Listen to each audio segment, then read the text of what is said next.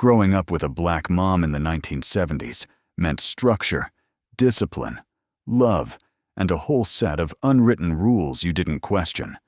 You just lived through them. It was the era of sharp looks that needed no words, early morning chores, and traditions that shaped entire generations. If you were raised in that time, every sound, every memory, and every moment hits different. And today, we're bringing those memories back. These are the 10 things only black moms did in the 1970s. If you remember these days, make sure to like the video and share your own memories in the comments. The look that needed no words. Every black mom in the 1970s had a superpower that needed no explanation. The look. Not a stare, not a glare. A full, soul-piercing warning delivered in complete silence. Kids today will never understand the raw power of that look. You could be across the room, across the street, or across the entire church congregation. And if your mom caught you acting up, that look would freeze your entire spirit. Black moms in the 70s were masters of nonverbal communication. They didn't need to shout. One raised eyebrow meant, "Fix your face." A slow head tilt meant, "Try me if you want to." And the look, the famous look, meant, "If you don't stop right now, I will handle you when we get home." Nobody wanted to find out what handle meant. Every kid instantly straightened up, back resting against the pew at church, hands folded, voice lowered, attitude erased. That look was a universal language among black children. You could be at a grocery store touching things you weren't supposed to touch. Look, you could be whispering too loud at a funeral. Look, you could be laughing during a school performance. Look, it cut through noise, distance, and foolishness instantly. Black moms didn't learn the look. They inherited it. Passed down through generations like a sacred heirloom. Grandmothers had it. Aunties had it. Even older cousins developed a baby version of it. Kids today think the world ends when someone unfollows them online. But black kids in the 70s? Their world stopped the moment their mom squinted her eyes a little and tilted her head ever so slightly.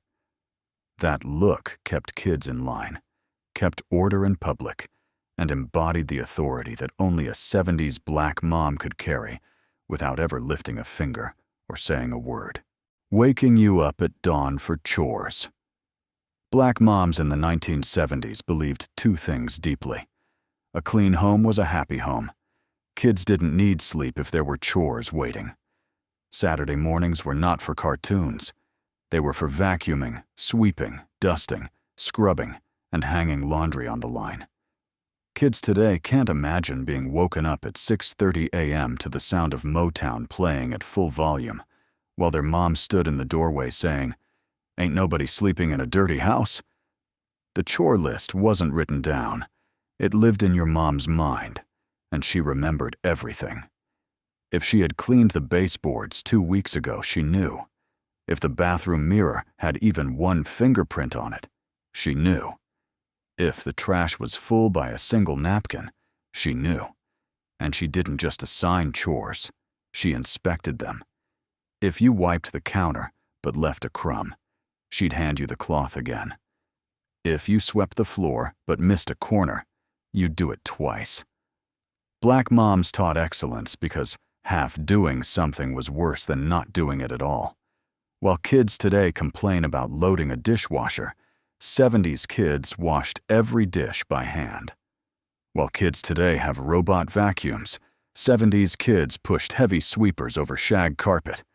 And while kids now get allowances, 70s black moms said, "Your allowance is having a roof over your head." Chores were more than work.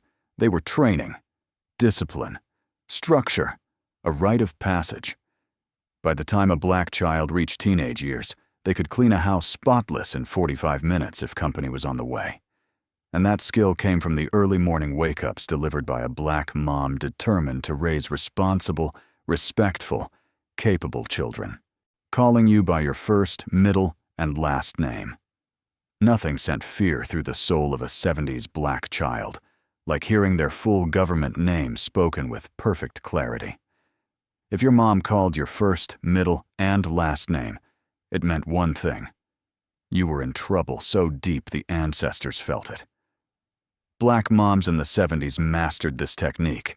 They didn't yell, "Come here." They didn't shout, "Stop doing that." They summoned you like they were calling a court hearing. Michael Anthony Johnson, get in this house right now. The moment you heard it, your stomach dropped. Friends would step back slowly. Siblings went silent. Even neighborhood dogs paused. Using all your names was a strategy, a signal that the behavior you thought you got away with had already been detected, analyzed, and judged. Sometimes she didn't even raise her voice. Hearing your name sharply pronounced from the porch was enough to gather your belongings, apologize to your friends, and sprint home like your life depended on it. Black moms knew the psychological power of names. They gave you a first name for daily life, a middle name for special occasions, and the full name combo for discipline. Today's kids get text messages saying, "Come home." 70s kids got the full name summons, and it was far more effective. What made it worse was that she only used that tone when she was serious. You never heard your full name for good news. Birthdays? First name. Compliments? First name. Trouble? All names, fully pronounced with perfect diction. And if she used your name while company was present, that meant the situation was urgent, and you needed to move immediately. Black moms in the 70s didn't need punishments written down. They carried authority in the way they spoke your name. And every child knew exactly what that meant, making a meal out of absolutely anything. Black moms in the 1970s had a culinary superpower. They could turn anything, literally anything, into a full meal. No matter what was in the fridge, no matter how tight the budget was, dinner always appeared on the table. And it was always seasoned, always flavorful, and always enough for everyone. Kids would open the fridge and swear there was nothing to eat. A half stick of butter, a few eggs, leftover rice, maybe some canned vegetables. But a 70s black mom saw possibilities. Within an hour, she'd have a skillet full of something magical. Fried rice, cornbread, smothered potatoes, a pot of beans, or a dish she invented on the spot. Leftovers. They became brand new meals. Stale bread, French toast, random vegetables, soup, a single pack of chicken. Smothered chicken stretched to feed 8 people. Black moms didn't waste food. Every item had value. Every scrap had potential. They used what they had, stretching ingredients with creativity, instinct, and cultural wisdom. They cooked with flavor, not measurements. A dash of this, a pinch of that, a taste test here and there, until perfection was achieved. Kids today rely on apps and delivery services, but 70s, kids ate meals built from scratch, from memory, from tradition. And those meals filled the home with aromas you remembered for life. Black moms didn't just cook. They provided comfort, stability, and nourishment even in hard times. Their ability to create meals out of nothing wasn't a trick. It was resilience, sending you to play. Outside and not letting you back in. Black moms in the 1970s believed in one thing strongly. Kids belonged outside. After breakfast, they'd tell you to go play. And that meant exactly what it sounded like. Go outside, stay outside, and don't come back inside unless it was an emergency. And no, being hungry was not an emergency. You'd spend the entire day running around the block, playing double dutch, riding bikes, catching lightning bugs, and inventing games with friends. If you tried to come inside for no reason, your mom would stop you at the door. Not in and out. You either stay in or stay out. Everybody chose out. Black moms knew fresh air, sunlight, and movement were good for kids. It taught independence, creativity, and social skills. The neighborhood became your playground, your world, your adventure. There were no smartphones, no tablets, no streaming. You had nature, imagination, and a whole community of kids doing the same thing. You came back home only when the streetlights came on, or when your mom stepped onto the porch and called your name loud enough for the whole block to hear. By the time you walked through the door, you were sweaty, tired, dirty, and happy. The exact childhood 70s black moms believed every kid deserved. Using one bottle of special lotion for everything. Black moms in the 1970s had one bottle in the house that solved every problem: the special lotion. It didn't matter what the issue was: dry knees, ashy elbows, scratched skin, bug bites, cracked heels, even flyaway hair. That same bottle magically fixed it all. Kids today have entire routines with 5 different creams. But 70s black moms? One bottle, one solution. Universal. Sometimes it was Vaseline. Sometimes it was cocoa butter. Sometimes it was baby oil. Sometimes it was a mysterious jar with no label that had been in the home since before you were born. No matter the formula, its purpose was simple. Nobody was leaving her house ashy. Ever. Before school, before church, before going outside to play, she grabbed your wrist and rubbed that lotion in like she was polishing furniture. The shine was real. You could probably see your reflection in your forearms. Black moms in the 70s didn't believe in just a little bit either. They scooped large, heaping amounts and smoothed it across your arms, legs, face, and neck. Whether you wanted it or not, that lotion was going on. And if she ever caught you at school or outside looking dry, that was a direct insult to her parenting. Cocoa butter especially was legendary. She swore it healed scars, fixed bruises, softened skin, erased stretch marks, and brought peace to the universe. Kids didn't argue. The smell alone meant comfort. This one-bottle philosophy wasn't about skincare trends. It was about pride, presentation, and care. 70s black moms believed a child should step into the world looking cared for. They didn't need brands or fancy products, just their trusted lotion, their hands, and the determination to keep their children moisturized and presentable. Ironing clothes the night before, no wrinkles allowed. Black moms in the 70s did not play about wrinkles. Wrinkled clothing was a disrespectful act, to her, to the family, and to the ancestors. That's why every night, once dinner was cleaned up and TV time was winding down, she pulled out the ironing board. Not occasionally, every single night. School clothes, ironed. Church clothes, ironed. Your socks and underwear? Maybe not. But she thought about it. The smell of hot steam and fabric starch filled the house like a nightly ritual. The hiss of the iron hitting cotton, the rhythmic sliding back and forth. It was almost meditative. Meanwhile, she'd turn to you and say, "Lay out your clothes. You're not waking up in the morning acting confused." Kids today don't even know where the iron is in their own homes. Wrinkles are aesthetic. Not in the 1970s. In the 70s, wrinkles were a crisis. If you stepped out the door looking crinkled, your mom took it personally.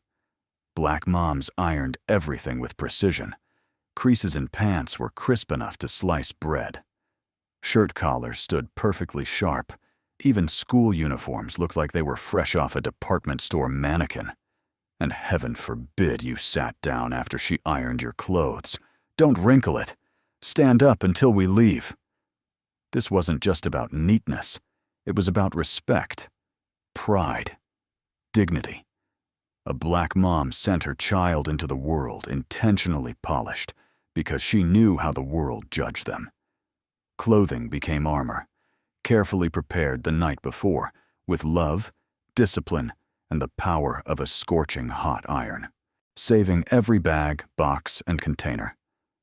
Black moms in the 1970s never threw anything away. Never. Plastic bags? Saved. Margarine tubs, saved. Glass jars, washed and reused. Empty cookie tins, definitely saved, though they never had cookies inside again. Kids today think recycling is new, but 70s black moms were reusing before anybody invented the word. Those plastic grocery bags under the sink, they were used for everything. School lunches, hair accessories, wet clothes, leftovers, church programs, you name it. And the kitchen drawer full of bags, that was standard in every home. The famous margarine containers and Cool Whip tubs were legendary.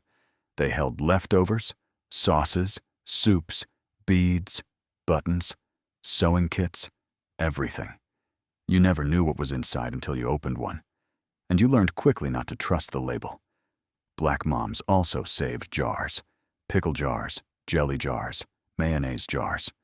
Once cleaned, they became drinking glasses, storage containers, or vases for artificial flowers. Nothing was trash unless she said it was trash. It wasn't hoarding, it was wisdom. Money was tight.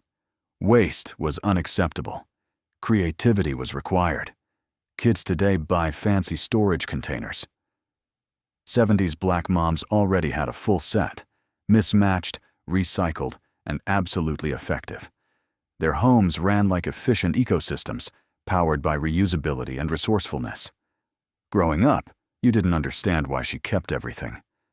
But adulthood hits, and suddenly you catch yourself washing a jar and setting it aside. And you realize you've officially become her, knowing every child in the neighborhood and reporting back. A 70s black mom didn't just raise her own kids, she kept tabs on the entire neighborhood. She knew who lived where, which kids were trouble, which parents were strict, and who cooked what on Sundays. She knew everyone's business, and everyone knew hers. Walking down the street with her took forever, because she stopped to talk to every person she passed. "How's your mama? How did that job interview go? I saw your baby started kindergarten. She getting big." Black moms had a built-in community network, and if you acted up anywhere, she knew before you even came home. A neighbor across the street saw you climbing a fence. Your mom knew. The lady next door saw you throw a rock. Your mom knew. A friend told her you were talking back at school. She definitely knew. It was like having 20 extra parents patrolling the neighborhood at all times. There were no secrets. Kids today think being tagged online is stressful. 70s kids had live reporting systems. This community oversight kept children safe, kept families connected, and built trust between households. Black moms understood that raising a child was a group effort. Everyone watched out for everyone. And the worst phrase you could hear was, "I heard about what you did." Because that meant your mom had received the full report, and judgment was coming, telling you to fix your face before you got in trouble. Black moms in the 70s believed attitude didn't need sound. Your face told on you. And if your expression looked disrespectful, frustrated, annoyed, or even slightly ungrateful, she cut you off immediately. Fix your face. It was the warning before the storm, the boundary line, the final chance. Kids today express their feelings freely. 70s. Black kids learned early. Your face could betray you faster than your mouth. You didn't need to talk back. A simple eye roll, a lip twitch, a squint, or a sigh could get you in serious trouble. Black moms read facial expressions like detectives solving crimes. They didn't miss anything. If your eyebrows moved the wrong way, she saw it. If your mouth tightened, she saw it. If you looked away too slowly, yep, she saw that too. Fix your face didn't mean smile. It meant fix your attitude, fix your tone, fix your energy, fix your respect. And it worked. Kids immediately relaxed their jaw, opened their eyes, and nodded politely, pretending they weren't dying inside from frustration. Black moms knew emotions were natural, but they also believed in discipline, self-control, and carrying yourself well, especially in public spaces where their children were judged harshly. Fix your face became a universal command that taught restraint, respect, and emotional awareness. It was a cultural classic, passed from mom to child, then from that child to their kids years later.